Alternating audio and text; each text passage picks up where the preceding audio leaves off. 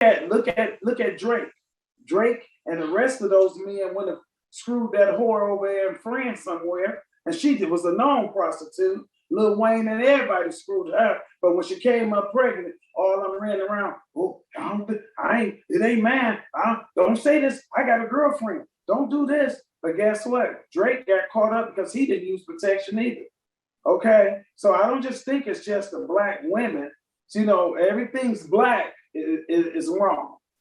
Well, this is indeed the business of being black. Christopher, I want you to get in on this, because we were talking about sex work being actual real work.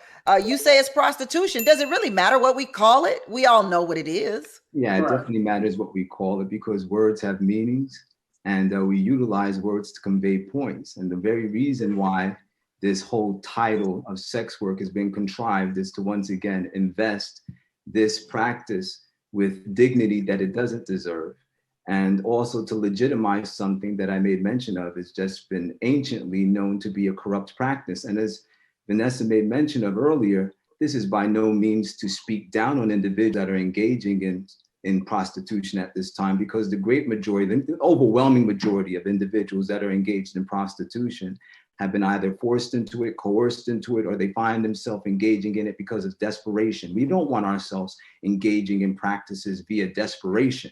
I mean, there's some things obviously that we might do because we're desperate and we need to take care of business at home. So an individual might find themselves cleaning toilets or flipping burgers out of desperation, but there's still dignity found in flipping burgers. There's still dignity found in cleaning toilets. There's something to be spoken of in a very high fashion when somebody is willing to go out and be industrious to try to take care of their situation. But now when you find yourself laying on your back, trying to pay your bills, and as Big 50 has honestly stated, selling your soul for a piece of change, the long-term impact, not only on that individual, but on the community at large, is exponential.